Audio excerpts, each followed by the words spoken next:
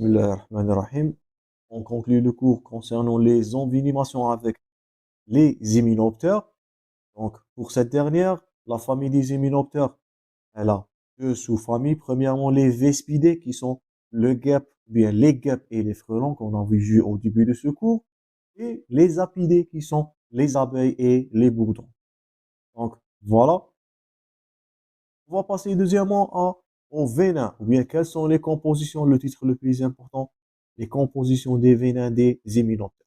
Donc, il contient, donc pas de neurotoxines, faites attention à confondre, ça ressemble un peu au sérum ou bien au venin des scorpions ou bien venin scorpionique. Elle contient premièrement le phospholipase A, donc pour les abeilles, les guêpes, les frelons et les fourmis. La phospholipase B, elle est absente chez les abeilles. Elle a encore des phéromones, donc d'alarme. Donc ces dernières, ils sont utilisés pour la communication entre ces créatures, bien ces animaux, bien ces hyménoptères. Elle contient aussi de l'hyaluronidase. La quinine, elle est absente chez les abeilles, mais elle est présente chez les guêpes et les frelons. Elle contient aussi de l'histamine, donc qui est responsable s'il s'agit d'une multiple piqûres que nous allons voir dans juste quelques plaques. Elle peut donner un œdème de kick, voire un état de choc. C'est à noter. Elle contient aussi du sérotonine, de la dopamine, deuxièmement, l'absence de l'acétylcholine, pas comme les scorpions, donc chez les abeilles et les fourmis. Cette acétylcholine, il est présent chez les guêpes et les frelons, et la noradrénaline présente dans le venin des abeilles et des guêpes. Donc, si on résume surtout les abeilles, donc on a du phospholipase A, on a les phéromones d'alarme utilisés dans la communication, il y a l'ironidase, l'histamine surtout qui est responsable du choc anaphylactique. Nous allons voir ça dans l'œdème de Kick, sérotonine, dopamine et noradrénaline. Donc, pour la clinique, les piqûres d'immunoptères peuvent être une seule ou bien une simple piqûre. Donc, voilà dans l'illustration. Donc, ça, c'est une piqûre de fourmi. Donc, là, voilà. C'est la fièvre boutonneuse méditerranéenne que vous avez vue en quatrième année dans le module d'infectiologie. Voilà, des Vespidés et des Élapidés. Donc, soit des abeilles, soit des guêpes et des frelons. Donc, une piqûre unique. Elle peut donner une douleur locale, elle peut donner un érythème. Voilà, vous êtes en train de noter de l'érythème, un œdème. Cette piqûre, elle peut être prurigineuse durant 24 heures. Mais si cette dernière, donc le cas le plus grave, s'il s'agit d'une piqûre unique, mais dans localisation oropharyngée, donc ça peut faire une obstruction des voies aériennes et peut donner une détresse respiratoire. Donc voilà, une piqûre de guêpe, donc une simple piqûre. Donc, érythème, œdème, cette dernière elle est prurigineuse. Encore là, une piqûre d'abeille, une simple. Ah voilà, malheureusement, une piqûre qui est située au niveau de l'oropharynx, ça peut donner un œdème laryngé et peut donner une détresse respiratoire qui peuvent être mortelles. Donc faites attention à lutter contre ce dernier lorsqu'il s'agit d'une piqûre oropharyngée. Donc ça c'est le premier cas, une simple piqûre. Par contre, lorsqu'il s'agit, donc là voilà, localisation oropharyngée, faites attention devant cette dernière. Le deuxième cas, lorsqu'il s'agit de multiples piqûres, là où l'histamine, il peut donner l'hypotension, puis à l'état de choc anaphylactique. Donc voilà, lorsqu'il s'agit des piqûres qui sont multiples, surtout les abeilles, ça va donner un syndrome anaphylactoïde, les signes cutanés qui sont un urticaire géant, un œdème diffus. Les signes généraux sont les vomissements, l'hypotension artérielle, état de choc et les atteintes viscérales qui sont rénales, hépatiques, musculaires. Ça peut arriver ou bien ça peut évoluer dans certains des cas vers l'œdème de Kick. Donc voilà. Choc anaphylactique, hypotension, état de choc, œdème de Kick devant des piqûres qui sont multiples. Pour la classification, donc le stade 1, c'était un urticaire généralisé, prurie, malaise et anxiété. Donc, vous êtes en train de noter dans l'illustration à gauche.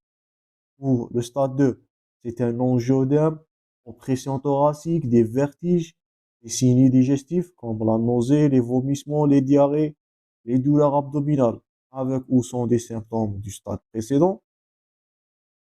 Stade 3, dyspnée, dyspnée, des sibilances, des stridors, des dysphagies, des dysarthries, des dysphonies, une faiblesse, des confusions, sensations de mort imminente, avec ou sans des symptômes des stades précédents. Et le stade le plus grave, donc stade 4, hypotension, état de choc, perte de connaissance, parfois perte de sel et des urines, cyanose, avec ou sans les stades ou bien les symptômes dans les stades précédents. Et c'est selon ces stades, donc comme on avait vu comme compétence chez les deux envenimations scorpioniques et les serpents, donc c'est selon ces stades que vous allez agir et ces stades vont guider votre conduite à tenir. Pour le traitement, dernièrement, donc lorsqu'il s'agit d'une piqûre unique, donc, quoi faire en cas de piqûre? Une simple piqûre, ablation de l'aiguille, réchauffement de la zone piquée, désinfection antalgique pour la douleur. Aucune autre mesure est nécessitée là. Par contre, lorsqu'il s'agit de multiples piqûres, donc lorsqu'il s'agit d'un urticaire généralisé, c'est l'indication aux antihistaminiques et les corticoïdes. Lorsqu'il s'agit d'un œdème de King, donc il y a une urgence vitale. Donc c'est l'administration des adrénalines, soit en aérosol, donc comme indiqué dans l'illustration, à dose de 1 mg en aérosol doseur, ou bien en intramusculaire. Voilà votre choc anaphylactique à traiter par l'adrénaline en urgence, donc entre 0,25 et 0,5 mg, en association avec de la corticothérapie pour lutter contre l'œdème. Troisièmement, lorsqu'il s'agit d'un choc anaphylactique, l'adrénaline, il est indiqué dans ce dernier cas, mais en IV, donc œdème de King, c'est un accès de l'adrénaline en aérosol, doseur. Choc anaphylactique, l'adrénaline en IV, donc 0,1 mg en IV, ou bien 0,25 à 0,5 mg en intramusculaire. Et dernièrement, pour les patients qui sont allergiques, donc là voilà, donc il s'agit des kits, c'est l'anakit, c'est indiqué dans votre support. Pour les patients allergiques, l'adrénaline qui est auto-injectable, ces derniers devraient porter ce dernier en cas prévention contre des piqûres, voilà, l'anaphylactique, ou bien l'anaphylaxis kit, le kit, l'anakit, l'adrénaline auto-injectable de prévention en cas de piqûre pour les gens qui ont déjà connu allergiques aux piqûres, surtout des abeilles. Donc, ça, c'est la fin pour les envenimations.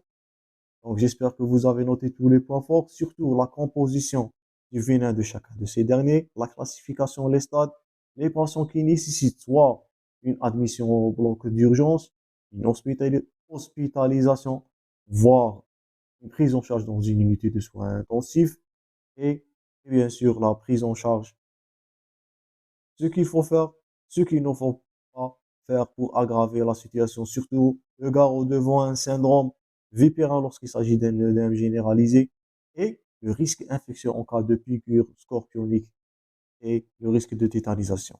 Merci pour votre attention. On va continuer ce module prochainement dans le prochain cours. Bon courage toujours. Merci pour votre attention une deuxième fois et à la prochaine.